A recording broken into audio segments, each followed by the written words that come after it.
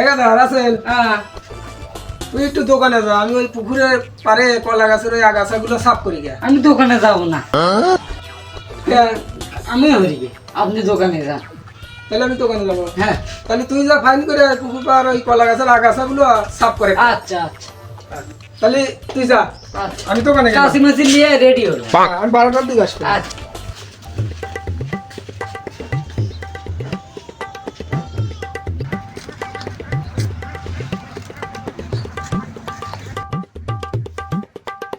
কেরে কোনে গেছিলু?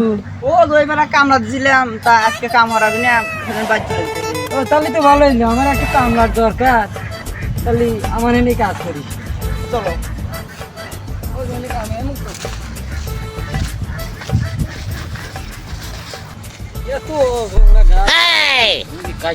এই যে দেখতেছো না, খালি এই আগাছাগুনি কেটে দেবো, কাম বেশি নেই। ঠিক আছে।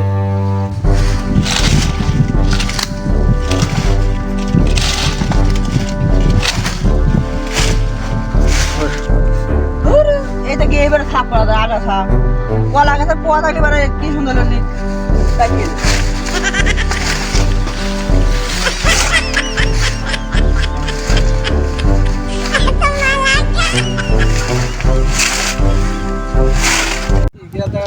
কামের কথা বললাম,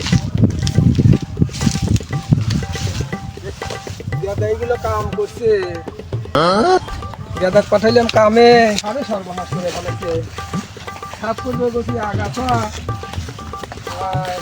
আমরা বেতার সমা করছি রে, আল্লাহ রে, এত বড় কলা গাছ কাটছে রে, সাফ করবে বসি আগাছা, আর শুয়োরের বাচ্চা করছি কি বেটার শালা করছে, আমার সংসার হবে দিবি না। শালা একবার দেখতো আমার কলা গাছটা কে ফেলাইছে রে, হায় হায় রে, আমার সংসার হবে দিবি না রে। কি করছে রে, একটা করে পোয়া 40 টাকা 50 টাকা করে পিস কিনে আনছি রে, হারামজাদা কাইজাকে পাই একটা শালা।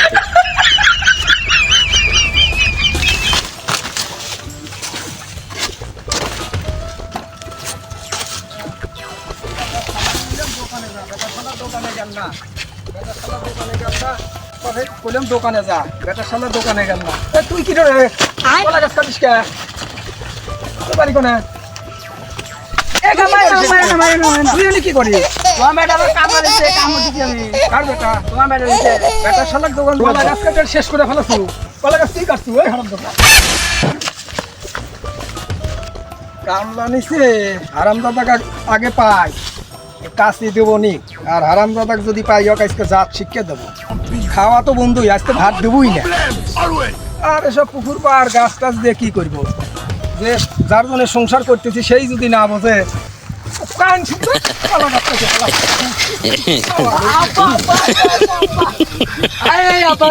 আপনি রাগ করেন না, ঠান্ডা করেন না, আমি কামলা লিখি, আমি অসুস্থ আমার কবু না। তুই গেছিলি কোনে? আমি গেছিলাম মন্দিরে, হুইয়ে রয়েছিলাম বাগানে। তুই টাকা দেবো কোন থেকে? তুই টাকা দেবো? ও আমার ঘরে থেকে টাকা চুরি করে দেবো। না না কামলা লিখছি, আমি অসুস্থ জন্য আমি কামলা অসুস্থ, তুই আমার কবু না, তুই অসুস্থ, তুই আমার কবু না। আমি আমি